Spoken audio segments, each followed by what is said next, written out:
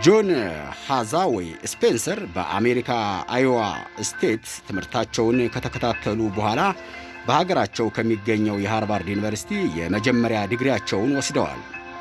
ከዚያም ወደ ፈረንሳይ ሄደው ከአንድ ታዋቂ ከሆነ የሕግ ትምህርት ቤት በዓለም አቀፍ ሕግ በዶክትሬት ዲግሪ ተመርቀዋል። የኢትዮጵያን መንግሥት እንዲያማክሩ ተመርጠው ጥሪ የተደረገላቸው በዚሁ በሰለጠኑበት የሕግ ሙያ እንዲያገለግሉ ነበር። ስፔንሰር የታጩበትን ሥራ ለመጀመር አዲስ አበባ የገቡት ጥር 6 ቀን 1936 ፋሽስት ጣሊያ በኢትዮጵያ ላይ የከፈተችው ወረራ በተፋፋመበት በዚያ አስጨናቂ ወቅት ነበር። እኚህ ሰው በዚያን ጊዜ ለተፈለጉበት ሙያ ብቁ የሚያደርጋቸውን ትምህርት ቀስመዋል። ይሁን እንጂ የአፍሪካን ቀርቶ የአውሮፓንም ሆነ የአሜሪካን የፖለቲካ እንቅስቃሴ ጠንቅቆ ለማወቅ የሚያስችል ዕድል አልነበራቸውም። አዲስ አበባ ሲደርሱም ገና በተሞክሮ ያልተፈተኑ የ28 ዓመት ወጣት ነበሩ። አጋጣሚው ኃያላኑ መንግስታት በማበር ደካማዋን ኢትዮጵያ ለጥቃት ሕዝቧን ለልቂት የዳረጉበት በክፍል የቀሰሙት ትምህርት በተግባር ላይ መዋል አለመዋሉን የማያረጋግጡበትና የበለጠም የሚማሩበት ነበር።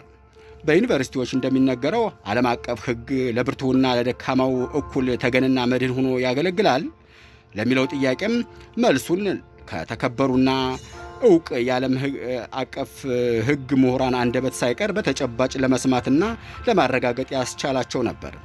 ስፔንሰር መጀመሪያ ወደ ኢትዮጵያ መጥተው የቆዩት ለ4 ወራት ብቻ ቢሆንም በዚህ ወቅት የአጥቂውንና የተጠቂውን አቋምና ሁኔታ የሰለጠነው የአውሮፓ ሀያል መንግስት የበቃ መከላከያ ያልነበረውን ያልሰለጠነ አፍሪካዊ ሕዝብ ለማስገበር የተጠቀመበትን የጭፍጨፋና የልቂት ዘዴ እንዲሁም አጋርና ወገን ያልነበረው ሕዝብ ነፃነቱንና ሕልውናውን ለመጠበቅ በመክፈል ላይ የነበረውን መስዋዕትነትና ወረራውን ለመመለስ የያዘውን ቁርጥ አቋም ለመገንዘብ ችለዋል። የኢትዮጵያ ንጉሠ ነገሥት ይፈርድልኛል፣ ሀገሬንም ከአጥፊዎችና ከጥፋት ያድንልኛል ብለው ወዳመኑበት ዓለም አቀፍ ድርጅት አቤቱታ ለማሰማት ጄኔቭ በሄዱ ጊዜም ጆን ስፔንሰር ካጠገባቸው ሳይለዩ በተቻላቸው ሁሉ ደክመዋል። በጊዜው የጋራ ደህንነትን፣ የግዛት አንድነትንና ሉዓላዊነትን መርሆችን በማስጠበቅ ለዓለም ሰላም ዋስትና ይሆናል ተብሎ ተስፋ የተጣለበት የመንግስታቱ ማህበር ለጉልበተኞች አፋሽ አጎንባሽ ሲሆን ለሰው ልጅና ለሀገሮቹ እኩልነትና ነጻነት መጠበቅ ይቆማል የተባሉት በእውቀታቸውና በሙያቸው የተከበሩ የዩኒቨርሲቲ ምሁራኖቻቸው ሳይቀሩ ለፖለቲካ ስልጣን ሲያጎበድዱ ታዝበዋል። ሕልውናዋ ሊጠፋ ተቃርባ የነበረችው ኢትዮጵያ ላሰማችው የተበዳይ ጩኸት ዳኝነት ለመስጠት የተሳነው የመንግስታቱ ማህበር የሚቆምለትም ሆነ የሚቆምበት ዓላማ ሳይኖረው ቀርቶ ወደ ውድቀቱ ሲያመራ ተከታትለዋል። በአውሮፓ የሂትለር መነሳት ለኢትዮጵያ ትንሣኤ፣ ለማህበሩ ሞት ምክንያት ሲሆንም ተመልክተዋል። ነጻነት ከተመለሰ በኋላ ኢትዮጵያ ከወደቀችበትና ከደቀቀችበት ተነስታ የጥንት ክብሯ፣ ነጻነቷ፣ የግዛት አንድነቷና ሉዓላዊነቷ እንዲመለስ ዳግመኛም የቀኝ ገዢዎች ተጠቂ እንዳትሆን ብርቱ ተጋድሎ አድርገዋል። በዚህ ተጋድሎ ምክንያት ከአሜሪካ መንግስት ቅሬታን፣ ከእንግሊዝና ከፈረንሳይ መንግስታት ጥላቻን አትርፈዋል። የኢትዮጵያ ሕዝብ መብቱንና ነጻነቱ ተረጋግጦ ማህበራዊና ኢኮኖሚያዊ ሕይወቱ ከዘመኑ እድገት ተጓዳኝ በሆነ መልኩ ሊራመድ እንዲችል የተመደቡበት የውጭ ግንኙነት አማካሪነት ተግባራቸው ከሚጠይቀው በላይ ያልተቆጠበ ጥረት አድርገዋል። በኢትዮጵያ መንግስት አማካሪነት ብዙ የሰሩት ለ17 ዓመታት ቢሆንም የኢትዮጵያ ሁኔታ ግን ከማንኛውም ሀገሩ ወዳድ ዜጋ በሚወዳደር ምናልባትም በላቀ የተቆርቋሪነት ስሜት ከ50 ዓመታት በላይ ሲከታተሉ ቆይተዋል። በዚህም መሰረት በ84 ዓመት ዕድሜያቸው ላይ የሚገኙት እኚህ ታላቅ የኢትዮጵያ ወዳጅ ቀደም ሲል በፋሽስት ኢጣሊያ የአየር ወረራ ጭምር ሳይበገሩ ብዙ በደከሙበት የሀገሪቱ ጉዳይ ዛሬም ከመምከርና በጎውን ከመመኘት አልቦዘኑም። በዚያ ቀውጢና ፈታኝ የሀገሪቱ ታሪክ ክፍል ውስጥ ተሳታፊም በመሆናቸው የኢትዮጵያውያንን እምነትና ዘላቂ ወዳጅነት በማትረፋቸው የሚኮሩ መሆናቸውንና በተለይም የማያውቃቸው ታዳጊ ትውልድና ወጣቱ ስለ ኢትዮጵያ አንድነትና ሉዓላዊነት መጠበቅ ባላቸው ጽኑ አቋም አድናቆቱን እንደሚገልጽላቸው ይናገራሉ። ማንኛውንም አይነት የጎሰኝነት ስሜት በመዋጋት ለሀገሪቱ አንድነትና ሉዓላዊነት እንዲቆሙ ለኢትዮጵያውያን ወዳጆቻቸው ሁሉ አባታዊ ጥሪያቸውን ያቀርባሉ። ጆን ኤች ስፔንሰር ይህን ኢትዮጵያ አት ቤይ የተሰኘ መጽሐፍ የጻፉት በአጼ ኃይለሥላሴ ዘመነ መንግሥት በውጭ ጉዳይ ሚኒስቴር በአማካሪነት ባገለገሉበት ዘመን ያዩትን፣ የሰሙትን፣ ያከናወኑትንና የተረዱትን ከታሪክና ከዓለም አቀፍ ሕግ እውነታ ጋር አዛምዶ በማቅረብ እንደሆነ ገልጠዋል። በሌላው የውጭ ሀገር አንባቢ ዘንድ መጽሐፉ ከታሪክና ከደራሲ የግል ሕይወት መግለጫነት በላይ ላይታይ ይችላል። ለኢትዮጵያውያን ግን በእኛ አመለካከት እምነት መጽሐፉ በርካታ ቁም ነገሮችን የያዘ ጠቃሚ መልእክት የሚያስተላልፍ የሚያስተምር ነው። በዚህ አንጻር ለአይነት የሚከተሉትን ነጥቦች ማንሳት ይቻላል። 1. የኢትዮጵያ ታሪክ የጦርነት ታሪክ ነው እየተባለ ይነገራል። በተመዘገቡበት ጦርነቶች ሁሉ ኢትዮጵያ በወራሪነት ዘምታለች የተባለበት አጋጣሚ የለም።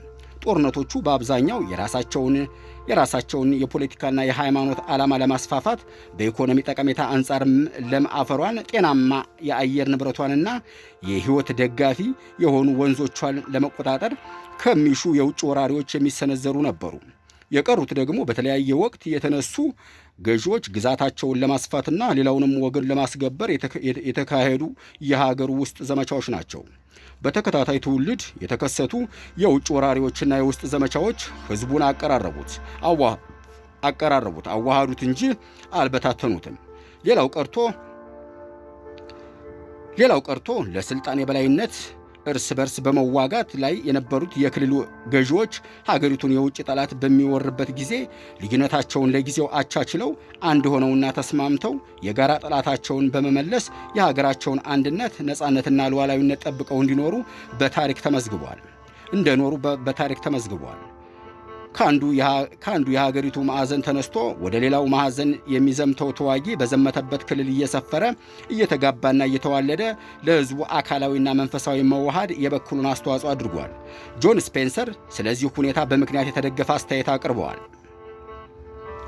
ኤርትራ 2 ኤርትራ ለተወሰኑ ዓመታት በኢጣሊያ ቀኝ ግዛት አስተዳደር፣ ለጥቂት ዓመታት በእንግሊዝ ወታደራዊ አስተዳደር ስር ቆይታ ከኢትዮጵያ ጋር በፌዴሬሽን የተሳሰረችበትንና በኋላም እንደ ጥንቱ የተዋሃደችበትን አወዛጋቢ ሂደት ጆን ስፔንሰር በቅርብ በመከታተላቸው በግል በሚያውቁት መጠን ተንትነው ያስረዳሉ።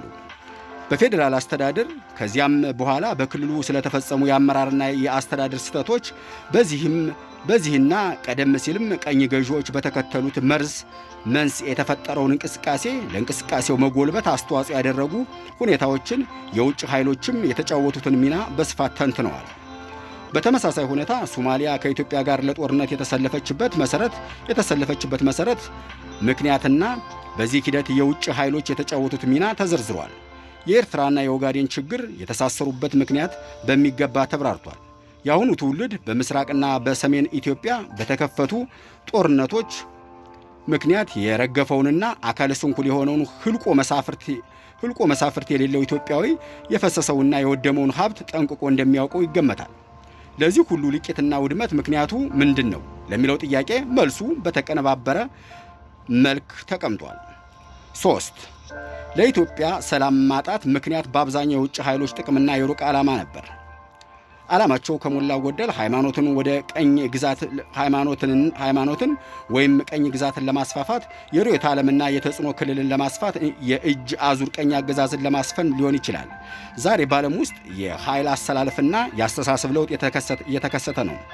የውጭ ኃይሎች በአገራችን የውስጥ ጉዳይ ጣልቃ የሚገቡበት ምክንያትም ሆነ ዘዴ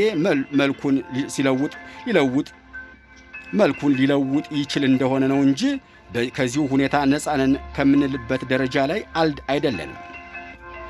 በዓለም ከሚታየው አጠቃላይ ሁኔታ አንጻርም ከጣልቃ ገቦች ነፃ ልንሆን አንችልም። ስለዚህ ኢትዮጵያውያን እርስ በርሳችን ስንናቆር ለውጭ ኃይሎች ወይም ተጽዕኖ አመቺ ሁኔታ እንዳንፈጥር ብርቱ ጥንቃቄ ማድረግ እንደሚኖርብን በመጽሐፉ ውስጥ ተጠቁሟል።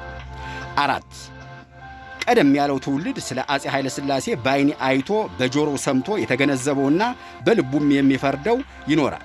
የኋለኛው ትውልድም ስለ እሳቸው በጊዜው በታሪክ መማሪያነት ከቀረበለት መጽሐፍ ሙገሳውን ብቻ በማጥናት በኋላም በተራማጅ ኃይሎች በፊውዳል ስርዓት ቁንጮና ገላጭ አስከፊ ገጽታዎች በማጉላት ያውቃቸው ይሆናል። ነገር ግን ቀደምቱም ሆነ የኋለኛው ትውልድ ከዚህ ቀደም ስለ አፄ ኃይለ ሥላሴ ግላዊ ባህሪ፣ ስለ ድክመትና ጥንካሬያቸው፣ ስለሚመሰገኑበትና ስለሚነቀፉበት ትክክለኛና ዝርዝር ገጽታ ለማስረዳት የቻለ አይመስለኝም። መጽሐፉ ይህንን ክፍተት ሚዛናዊ በሆነ መልኩ ያሟላል። 5. በአፄ ኃይለ ሥላሴ ዘመነ መንግስት ጊዜውና ሁኔታው በፈቀደው መጠን መንግስታዊ አስተዳደሩን ዘመናዊ ለማድረግ፣ ትምህርት ለማስፋፋት፣ ማህበራዊ አገልግሎት ለማሟላት ተሞክሯል። ከነበረው ተጨባጭ ሁኔታ አንጻር የማይናቅ ውጤት ታይቷል። ይህ ጥረት ዋና ትኩረቱ ስልጣን ለማማከል ስለነበር ስለ ህዝብ መብትና ነጻነት መከበር፣ ዲሞክራሲንና ህዝባዊ አሰራርን ማስረጽ፣ በአጠቃላይም ስልጣን የህዝብ መሆኑን ማረጋገጥ ሳይችል ቀርቷል። በዚህ ክንውን በጊዜው ለስልጣን የበቃው አብዛኛው ምሁር ከህዝብ ጥቅም ይልቅ ለግል ጥቅም በማደሩ አፄ ኃይለ ሥላሴ በሥራ ላይ የሚያውሉትን ስልጣን አሰባስበው እንዲይዙ አስተዋጽኦ አድርጓል። ጃንሆይ ዕድሜ ተጭኗቸው መንቀሳቀስ ባቃታቸው ጊዜ ያለ እሳቸው ፍቃድና ትእዛዝ መራመድ ያለመደው የበላይ አመራር እሳቸው ሲወድቁ አብሮ ወደቀ። የህዝብ መብት ጥያቄም ተዳፈነ። ዕውቀቱ፣ ሙያው፣ የዘመናዊ እድገት ግንዛቤ ያለው ምሁር ከህዝብ ጎን ሆኖ ካልሰራ ህዝብ የመብትና የእድገት ተጠቃሚ ሊሆን እንደማይችል ከመጽሐፉ መረዳት ይቻላል። 6. ጆን ስፔንሰር የአፄ ኃይለ ሥላሴና በአካባቢያቸው የነበሩ በርካታ ባለሥልጣናትና ታላላቅ ሰዎች ወዳጅ ነበሩ።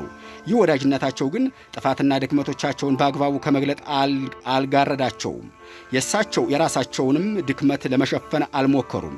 ስለ ኢትዮጵያ ህዝብ ጥንካሬና ድክመት፣ የመሪዎችንም ጥንካሬና ደካማ ጎን እያነጻጸሩ አስቀምጠዋል። አብዛኛው ኢትዮጵያዊ ስህተትን ለመቀበል ደካማ ጎንን ለማወቅ ዝግጁም ፈቃደኛም አይደለም። የእውቀት መጀመሪያ ራስን ማወቅ ነው የሚባለውን አነጋገር በቀላሉ የሚታይ አይደለም።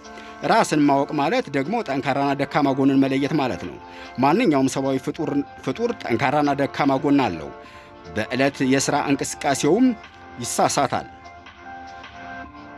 ስህተትን በማወቅና በማረም የበለጠ አዋቂ መሆን ይቻላል። ጥንካሬም ይገኛል። የግል ጥንካሬ የህዝብ ጥንካሬ ሆኖ ይወጣል። ከድክመታችን ለመውጣት ግለሰብን፣ ቡድንን፣ መንግስትን ወዘተ መገምገምና መተቸት የሚገባን አይተን ያረጋገጥነውና ደካማ፣ ብርቱ፣ መጥፎና ጥሩ ጎን አስተካክለን በመመዘን እንጂ በስሜት መሆን የለበትም። ያለፈውን ማውገዝና ማኮሰስ ብቻውን ወደፊት አያራምድም። 7. ታሪክ በጊዜ ሂደት ያለፈውን ማህበራዊ፣ ፖለቲካዊ፣ ኢኮኖሚያዊና ባህላዊ እንቅስቃሴ እየመዘገበ ከትውልድ ወደ ትውልድ ያስተላልፋል። ተረካቢው ትውልድም ወደደም ጠላም ከቀደመው ትውልድ የተላለፈለትን ተቀብሎ የራሱን አስተዋጽኦ አክሎበት በተራው ለሌላ ትውልድ ያስተላልፋል። በየትኛውም ዘመን ባለተራ በሆነ ትውልድ ቀዳሚውን ታሪክ ቢጠላውም ቢወደውም የተመዘገበውን ክንዋኔ ሊፍቀው አይችልም። ይልቁንም እሱ የጠላውን ተከታዩም እንዳይረከበው በማረም ራሱን ከታሪክ ተወቃሽነት የሚያድነውን ተግባር እየፈጸመ ማለፍ ይጠበቅበታል። የቀደመን ታሪክ ማወቅ የማይፈልግ አባቱ፣ አያቱ፣ ቅድመ አያቱ ከዛም አልፎ የነበረውን ትውልድ መኖር አያውቅም ማለት ነው። ታሪክ የሌለው ትውልድ መሰረት እንደሌለው ቤት ስለሚቆጠር ዙሮ ተጎጂዎቹ ራሱንና እሱ የሚፈጥረው ትውልድ ናቸው። ስለሆነም ታሪክን በታሪክነት አምነን ብንቀበለውና የተበላሸውን በማቃናት ጥሩን አጉልተን በማውጣት በወደፊቱ እርምጃዎች ብንንከባከበው ሀገራችንን አንድነቷንና ክብሯን ጠብቃ ከሰለጠነው የዓለም ሕዝብ ጎን መራመድ ትችላለች። በመጨረሻም ለአንባቢያን የሚከተሉትን ነጥቦች በማስገንዘብ እንወዳለን። ይህ መጽሐፍ ለአንባቢ እስከቀረበበት ጊዜ ድረስ ጆን ስፔንሰር ለ50 ዓመታት በኢትዮጵያ ሕዝብ ሕይወትና በአገሪቱ ላይ የተፈራረቁትን ሁኔታዎች በሚያውቁት መጠን በዝርዝር አስፍረዋል። ከላይ በመጠኑ እንደተገለጠው መጽሐፉ ለሕዝብ የሚያበረክተውን የታሪክና የሕግ ጠቀሜታ በመመልከትና በውጭ ቋንቋ የተጻፈውም ሊደርስና ሊነበብ የሚችለው በጥቂቶች ብቻ መሆኑን በማየት ብዙሃኑ በሚያውቀው ቋንቋ ተተርጉሞ ቢቀርብ ጠቃሚ መሆኑን በመገንዘብ እንዲሁም የዓለም አቀፍ ሕግ ምሁር የሆኑት የእኚህ ሰው መጽሐፍ በአብዛኛው ክፍል ያካተተው ሕግን የሚመለከት እንደመሆኑ ለሙያው ካለን ቅርበት አንጻር የእሳቸውን ፍላጎት ከሞላ ጎደል ለማቅረብ እንችላለን በሚል እምነት ተርጉመነዋል። መጽሐፉ ታትሞ የወጣው በ1984 በመሆኑ ደራሲው የገለጡት ከዚሁ ጊዜ በፊት በነበረው ሁኔታ መሆኑን አንባቢው ልብ እንዲለው እናሳስባለን። መጽሐፉን ለመተርጎም የሞከርነው በተቻለ መጠን ከይዘቱ ሳንቀንስ ወይም ሳንጨምር ነው። አልፎ አልፎ ግን የተርጓሚዎቹ ማስታወሻ በሚል አንዳንድ ማብራሪያዎችን አስቀምጠናል። በመጽሐፉ ውስጥ የወደፊት እንደሚታየው የበርካታ ሰዎች ስም ተገልጧል። በአማርኛ ቋንቋ አንቱታ የከበሬታ አጠራር ነው። በእንግሊዞች ግን አንቱታ የለም። በትርጉሙ አንቱና አንተ የተባሉ ሰዎች አሉ። አንተ ያልናቸው ከደራሲው ጋር የነበራቸውን ተመሳሳይ ዕድሜና ቅርበት ግምት ውስጥ በማስገባት ነው። በዚህ ረገድ ስህተት ቢኖር ኃላፊነቱ የተርጓሚዎች ነው። የመጽሐፉ ርዕስ ጥርስ የገባች ሀገር ኢትዮጵያ ያልነው ደራሲው ኢትዮጵያ አት ቤይ ያሉትን ከሞላ ጎደል ይወክላል በሚል ነው። በእንግሊዝኛ መዝገበ ቃላት አት ቤይ ለሚለው ቃል የተሰጠው ትርጉም ተስፋ በሚያስቆርጥ ሁኔታ ላይ ያለ የሞት ሽረት ትግል ለማድረግ የተገደደ የሚል ነው። በአማርኛ ቋንቋ ጥርስ መግባት በሁለት መንገድ የሚታይ ነው። አንደኛው በተለምዶና በስፋት የሚታወቀው አንድ ሰው በጠባዩ ወይም በአድራጎቱ የተወሰነ ግለሰቦችን ወይም የህብረተሰብ ክፍልን ዘላቂ ጥላቻን አተረፈ ማለት ሊሆን ይችላል። ሌላው ደግሞ በግለሰቡ አድራጎት ባልመነጨ ሁኔታ ሌሎች ወገኖች በሆነ ምክንያት ባሳደሩት ጥላቻ፣ ቅናቱ ወዘተ ተጠምዶ ሲያዝ ሊሆን ይችላል። ይህን ትርጉም ለዘመናት በኢትዮጵያ ላይ ከደረሰው ሁኔታ አንጻርም በተመሳሳይ መልኩ ማየት ይቻላል። ኢትዮጵያ በመልክዓ ምድር አቀማመጧ፣ በልምላሜዋ፣ በተስማሚ አየሯና የክርስቲያን ደሴት በመባሏ ምክንያት የተለያዩ ወራሪዎች ኢላማ ሆና ቆይታለች። ተከታታይ ወረራዎችን በጀግኖች ልጆቿ ተጋድሎ ስትመልስና ስታከሽፍም ኖራለች። በዚህ የተነሳ ፍላጎታቸው ያልተሳካላቸው በርካታ መንግስታት በጥላቻ ዓይን ይመለከቷታል። ደራሲው እንደገለጠውም ከቅርብ ጊዜ ወዲህ በመጀመሪያ በ1935 በኋላም በ1977 ከኤርትራና ከኦጋዴን በተሰነዘሩ ጥቃቶች ህልውናዋ ስጋት ላይ ወደቀበት አጋጣሚ ተከስቷል። አፈጻጸሙ ታቅዶ የነበረውም ከሁለት ተቃራኒ አቅጣጫዎች የተሰነዘሩ የማጥቃት ዘመቻዎች እንደ ጉጠት ጥርስ በመግጠም መሃሉን እንዲጨፈልቁ ነበር። ስለዚህ ኢትዮጵያ ለዘመናት የውጭ ኃይሎች ጥቅም ኢላማ ሆና መቆየቷን በተለይም ከሶማሊያና ከኤርትራ በተሰነዘሩ ጥቃቶች ለከፍተኛ አደጋ መጋለጧን ይገልጣል በሚል ይህን ስያሜ መስጠት ተስማሚ ሆኖ ታይቶናል። የኢትዮጵያ ሕዝብ ሰላም አግኝቶ የዲሞክራሲ መብቱ ባለቤት ሆኖ በአንድነትና በፍቅር በእድገት ጎዳና እንዲራመድ ያለንን ልባዊ ምኞት እንገልጻለን። ተርጓሚዎች